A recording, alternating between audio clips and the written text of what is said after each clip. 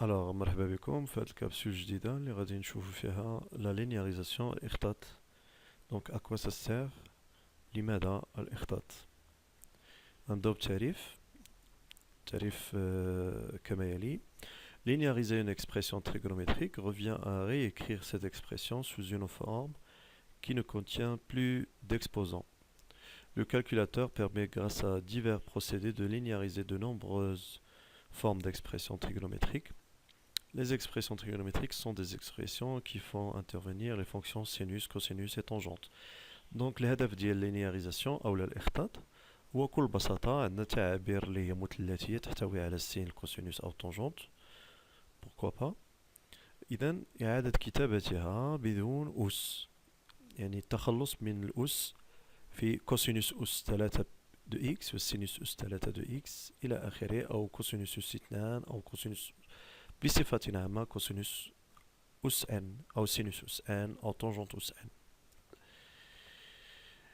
Pour linéariser une expression trigonométrique, on se base sur les formules de l'air. لإخطاط تعبير مثلثي نعتمد على صيغ أولير. دونك غادي نذكرو بالصيغ دو أولير. صيغ أولير جايين من l'expression اللي هي اكسبونونسيال اي تيتا كتساوي كوس تيتا زائد اي سينوس تيتا. دونك يعني بحساب بسيط ممكن نبرهنو على ان كوس تيتا هي اكسبونسيال اي تيتا اكسيتيرا. دونك كتعرفوا لي فورمول دو لير. فوالا اللي غنحتاجو ايضا من غير لي فورمول دو لير غادي نحتاجو لا فورمول دو بينوم دو نيوتن، حدانية صيغة حدانية نيوتن. اذا اش كتقول لي هاد الصيغة الحدانية واللي هي تعميم ديال المتطابقات الهامة؟ كتقول لي بان ا زائد بي على بويسونس ان، ا زائد بي اس ان هو المجموع ديال الجداء ا ك ا لا بيسونس ك فوا بي على بيسونس ان موان ك مع المعاملات مضروب في المعامل اللي هو سي ك ان. هما لي كوفيسيون كومبيناتوار اللي خدمتو في الاحتمالات. غادي نعطيكم اكزومبل، مثلا ا زائد بي اس 4. دونك واش غادي نديرو؟ غادي نكتبو دونك مجاميع من ا اس 4 اذا حتى ل بي، و لي كوفيسيون يمكن حسابها بالآلة الحاسبة بكل بساطة أو بما يسمى بمثلث باسكال. إذا هنا غادي عطيتكم بصفة عامة أربعة ديال المتطابقات الهامة من يعني من 2 حتى 5. وبالنسبة اللي كيتسائل على بالنسبة ل A موان B، بكل بساطة il suffit de remplacer B في هاد المجاميع B بموان B. داكور.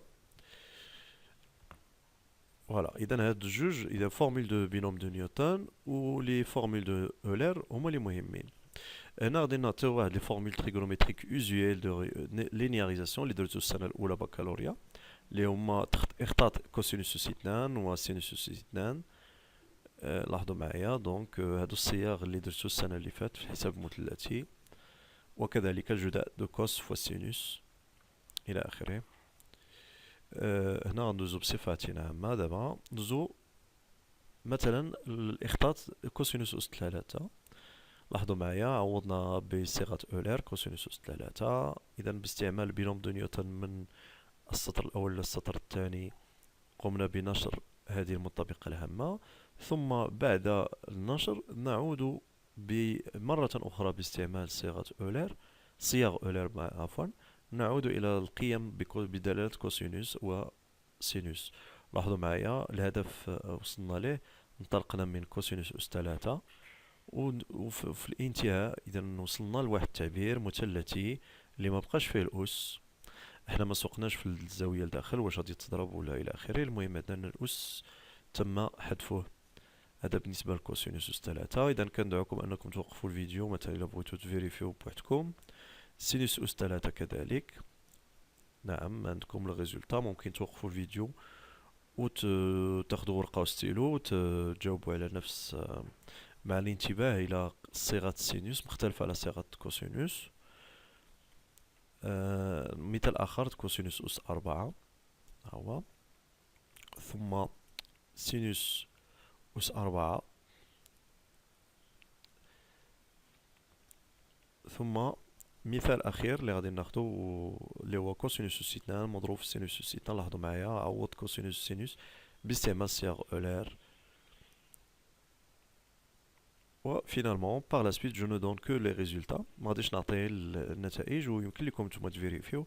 اذا هادو بعض الاخطاطات لاحظوا معايا كنتخلص من الجداء او من الاس كنتخلص كنحولوه على شكل مجموع جبري ديال حدود كوسينوس بدالة كوسينوس والسينوس اللي هي ما فيهاش الاس ذات الاس واحد. نعم.